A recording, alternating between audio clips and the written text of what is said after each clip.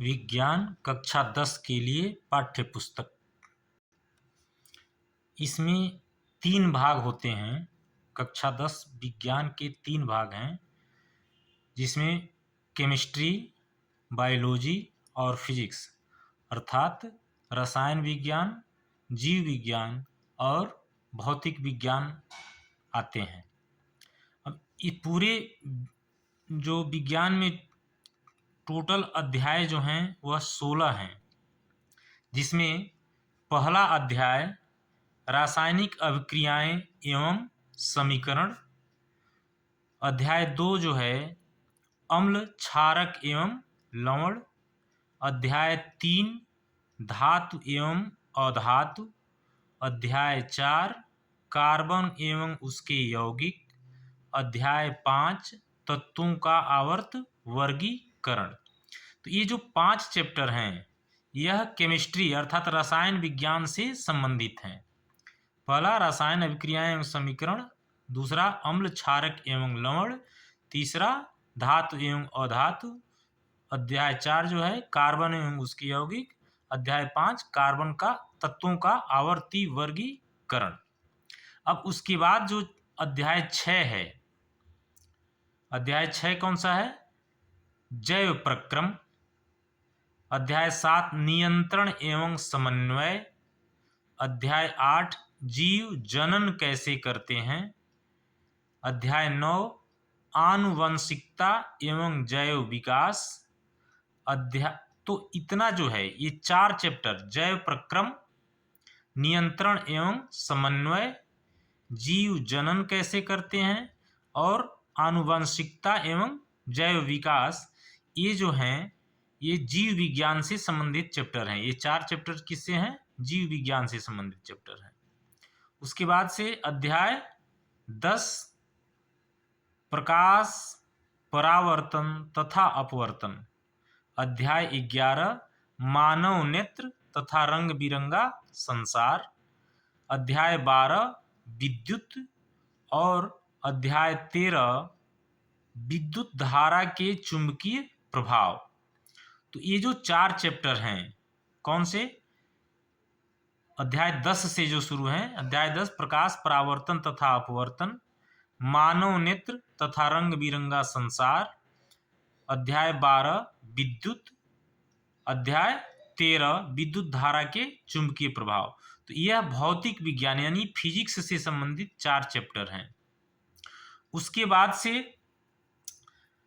अन्य 3 चैप्टर और हैं, जिसमें अध्याय 14 ऊर्जा के स्रोत, अध्याय 15 हमारा पर्यावरण और अध्याय 16 प्राकृतिक संसाधनों का संपोषित प्रबंधन। तो ये अतिरिक्त पर्यावरण से संबंधित ये सब 3 चैप्टर दिए गए हैं। तो इस तरह से 16 चैप्टर जो हैं हम लोगों को कक्षा 10 विज्ञान के लिए पढ़ना है। तो आइए विज्ञान का अध्याय 1 रासायनिक अभिक्रियाएं एवं समीकरण को समझते हैं। आपने दैनिक जीवन की निम्नलिखित परिस्थितियों पर ध्यान दिया होगा और विचार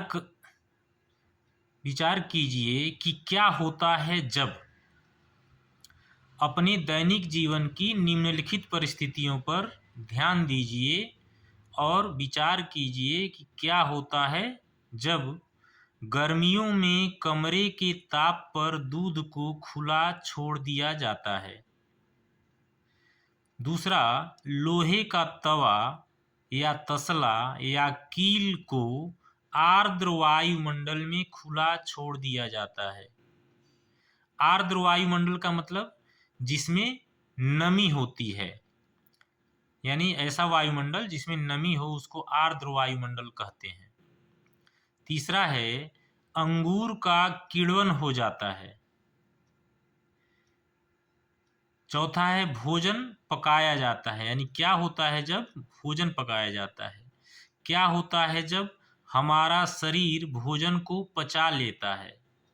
और क्या होता है जब हम सांस लेते हैं। इन सभी परिस्थितियों में प्रारंभिक वस्तु की प्रकृति तथा पहचान कुछ न कुछ बदल जाती है। इनमें से जो भी चीजें आप देखें, गर्मियों में कमरे के ताप पर दूध को खुला छोड़ दिया जाता है तो दूध क्या होता है, फट जाता है। अर्थात यहाँ पर जो प्रारंभिक वस्तु दूध है उसकी पहचान क्या हो गई, प्रकृति और पहचान बदल गई है। फिर लोहे का तवा, कील या तसला, जो भी लोहे की चीजें होती हैं, जब नमी युक्त वायुमंडल में छोड़ दिया जाता है तो उस पर जंग लग जाता है। यानी यह भी जो है, इसकी प्रारंभिक स्थिति लोहे की जो थी उससे कुछ बदल जाती है। अंगूर का किण्वन हो जाता है, यानी अंगूर सड़ने लगता है। भोजन को जब पकाया जाता है तो भोजन पकाने से पहले कुछ दूसरा होता है, पकाने के बाद कुछ दूसरा होता है। उसी तरह से हमारे शरीर जब भोजन को पचाता है तो उस परिस्थिति में भी उसका भोजन, पका हुआ भोजन और शरीर पचाने के बाद का जो सामग्री होता है वो दोनों में अंतर होता है। हम सांस लेते हैं तो आप जानते हैं कि हम ऑक्सीजन ग्रहण करते हैं और छोड़ते क्या हैं, कार्बन डाइऑक्साइड। अर्थात इन सभी में जो प्रारंभिक वस्तु है, यानी जो पहले की वस्तु है, उसकी प्रकृति और पहचान कुछ न कुछ बदल गई है। पदार्थ के भौतिक तथा रासायनिक परिवर्तनों के बारे में हम पिछली कक्षाओं में पढ़ चुके हैं। कक्षा 9 में हमने इसके बारे में पढ़ा है। जब कोई रासायनिक परिवर्तन होता है तो हम कह सकते हैं कि एक रासायनिक अभिक्रिया हुई है। तो दोनों परिवर्तनों में, जैसे भौतिक तथा रासायनिक परिवर्तनों के बारे में जो हमने पढ़ा है, तो उसमें जब किसी पदार्थ में कोई रासायनिक परिवर्तन होता है तो रासायनिक परिवर्तन का मतलब होता है कि वहां पर रासायनिक अभिक्रिया हुई है। आप शायद सोच रहे होंगे कि रासायनिक अभिक्रिया का वास्तविक अर्थ क्या है। हम कैसे जान सकते हैं कि कोई रासायनिक अभिक्रिया हुई है या नहीं। इन प्रश्नों के उत्तर पाने के लिए आइए हम कुछ क्रियाकलाप करते हैं। यानी रासायनिक अभिक्रिया वास्तव में क्या होती है, आइए हम इसको समझते हैं। क्रियाकलाप 1.1, इसमें सावधानी रखनी है। इस क्रियाकलाप में शिक्षक के सहयोग की आवश्यकता है। सुरक्षा के लिए छात्र आंखों पर चश्मा पहन लें तो उचित होगा।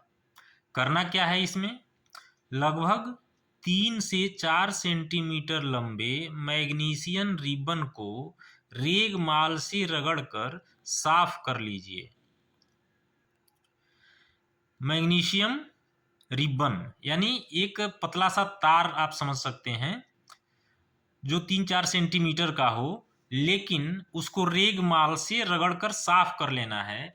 यानी उस पर जो धूल धक्कड़ जो कुछ भी है या जंग कह सकते हैं, वह जो चीज़ है उसको रेगमाल से रगड़ के हम साफ कर लेंगे ताकि उसमें चमक आ जाए। फिर इसे चिमटे से पकड़कर स्पिरिट लैंप या बर्नर से इसका दहन करिए। दहन का मतलब जलाना, यानी इसको हमको जलाना है। तथा इससे बनी राख को वाच ग्लास में इकट्ठा कर लीजिए। तो जो 3-4 सेंटीमीटर का मैग्नीशियम रिबन है उसको पहले हम रेगमाल से साफ करेंगे और फिर बर्नर से या स्पिरिट लैंप से हम उसको जलाएंगे। जलाने पर राख मिलता है, उस राख को हम वाच ग्लास में इकट्ठा कर लेंगे, जैसा कि चित्र 1.1 में दिखाया गया है। आप यहाँ पर इसे ध्यान से देख सकते हैं। यहाँ पर मैग्नीशियम रिबन का वायु में दहन कर मैग्नीशियम ऑक्साइड को वाच ग्लास में इकट्ठा करना। यहाँ पर आप देखिए, यह जो है ये चिमटा है, इस चिमटे से मैग्नीशियम रिबन को हम पकड़े हुए हैं और इसको बर्नर की सहायता से इसे जला रहे हैं। जलाने पर, यानी ये मैग्नीशियम रिबन हो गया, मैग्नीशियम रिबन को जलाने पर जो राख बन रहा है इसी को हम वाच ग्लास कहते हैं। ये जो तस्तरी नुमा दिख रहा है इसको हम वाच ग्लास कहते हैं। इस वाच ग्लास में हम इस राख को इकट्ठा कर रहे हैं। यह राख क्या है? यह राख मैग्नीशियम ऑक्साइड है। तो यानी मैग्नीशियम को जब हम जलाते हैं तो जो राख बनता है यानी मैग्नीशियम ऑक्साइड में परिवर्तित हो जाता है। मैग्नीशियम रिबन का दहन करते समय हमें यह सावधानी रखनी चाहिए कि इसको अपनी आंखों से यथासंभव दूर रखें। अब कह रहा है आपने क्या परीक्षण किया? तो हमने यहाँ पर देखा, आपने देखा होगा कि चमकदार श्वेत लौ के साथ मैग्नीशियम रिबन का दहन होता है। अर्थात ये क्या है कि जब हम उस मैग्नीशियम की तार को जलाते हैं तो वह कैसे जलता है? चमकदार श्वेत लौ, श्वेत मतलब एकदम सफेद लौ के साथ वह मैग्नीशियम रिबन जलता है। और जलने के बाद जो राख उसका मिलता है वह राख भी एकदम श्वेत चूर्ण होता है। यानी जो मैग्नीशियम रिबन को जब जलाते हैं तो यह श्वेत चूर्ण में परिवर्तित हो जाता है। यह श्वेत चूर्ण क्या है? यह श्वेत चूर्ण यह मैग्नीशियम ऑक्साइड का चूर्ण है। अर्थात वायु में उपस्थित ऑक्सीजन तथा मैग्नीशियम के बीच होने वाली अभिक्रिया के कारण यह बनता है। तो यहाँ पर जो परिवर्तन हुआ है यानी पहले मैग्नीशियम तार था वह राख में परिवर्तित हो गया। तो राख में परिवर्तित हुआ तो यहाँ पर हम क्या सीखे कि यहाँ पर एक रासायनिक अभिक्रिया हुई है।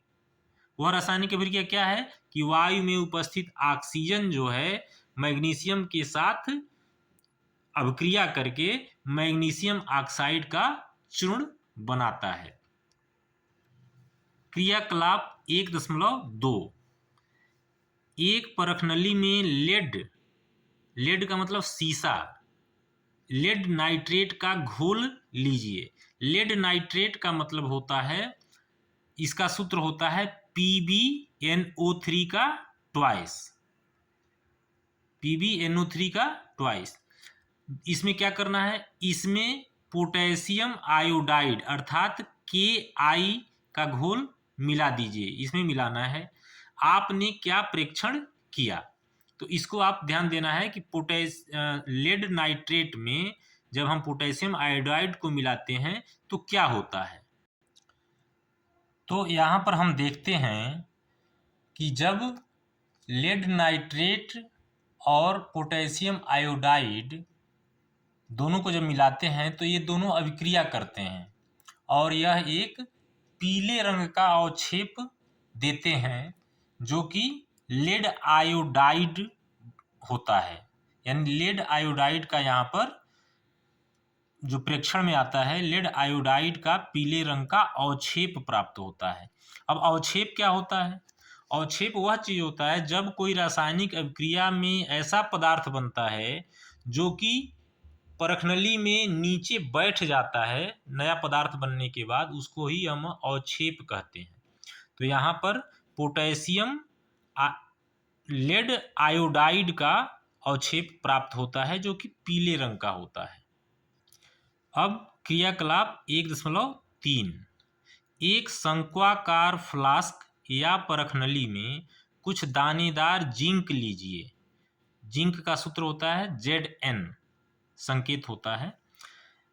अब इसमें क्या करना है? इसमें तनु हाइड्रोक्लोरिक अम्ल यानी तनु HCl या सल्फ्यूरिक अम्ल H2SO4 मिलाना है। अम्ल का इस्तेमाल सावधानी से करना होता है क्योंकि यह खतरनाक हो सकता है। तो अम्ल को बहुत धीमे धीमे उस परखनली में डालना होता है। तो क्या हो, आप देखते हैं क्या जस्ते के दोनों दानों के आसपास कुछ होता दिखाई दे रहा है। दूसरा, शंक्वाकार फ्लास्क या परखनली को स्पर्श कीजिए, क्या इसके तापमान में कोई परिवर्तन हुआ है। तो इसमें क्या होता है कि हम देखते हैं कि जस्ते के दानों के आसपास कुछ बुलबुले उठ रहे होते हैं। यह बुलबुले उठने का मतलब है कि यहाँ पर कोई गैस बन रही है। तो यहाँ पर जो गैस बनती है वह गैस हाइड्रोजन गैस होती है, H2। और जब हम परखनली या फ्लास्क को छूते हैं, स्पर्श करते हैं, तो यह गर्म महसूस होता है। इसका मतलब है कि इस रिएक्शन में ऊष्मा निकल रही है। तो आगे हम पढ़ेंगे कि जिस रिएक्शन में यानी जिस अभिक्रिया में, रासायनिक अभिक्रिया में जब ऊष्मा निकलती है तो उस अभिक्रिया को ऊष्माक्षेपी अभिक्रिया कहते हैं। तो यहाँ पर यह अभिक्रिया कैसी है? ऊष्माक्षेपी अभिक्रिया है। ऐसा क्यों? ये क्रियाकलाप हमने 1.2 और 1.3 से हम क्या निष्कर्ष निकालते हैं? आप देखेंगे कि ऊपर दिए गए तीनों क्रियाकलापों के आधार पर हम कह सकते हैं कि निम्न किसी भी प्रेक्षण की सहायता से हम निर्धारित कर सकते हैं कि एक रासायनिक अभिक्रिया हुई है। अर्थात कहीं पर यदि कोई परिवर्तन हो रहा है, यानी वहां पर रासायनिक अभिक्रिया हुई है कि नहीं हुई है, इसकी जानकारी हम कैसे करेंगे? तो जो पदार्थ अभिक्रिया से पहले जो पदार्थ भाग लेते हैं उनको हम अभिकारक कहते हैं, और जो अभिक्रिया के फलस्वरूप जो पदार्थ बनते हैं उनको उत्पाद कहते हैं। तो यदि उस अभिकारक की यदि अवस्था में कोई परिवर्तन हो रहा है तो भी हम कहेंगे कि यहाँ पर रासायनिक अभिक्रिया हुई है। यदि अभिकारक के रंग में परिवर्तन हो रहा है तो भी हम जान लेंगे कि यहाँ पर रासायनिक अभिक्रिया हुई है। यदि किसी रासायनिक अभिक्रिया में गैस का निकलना या उत्सर्जन हो रहा है तो भी हम कहेंगे कि यहाँ पर एक रासायनिक अभिक्रिया हो रही है।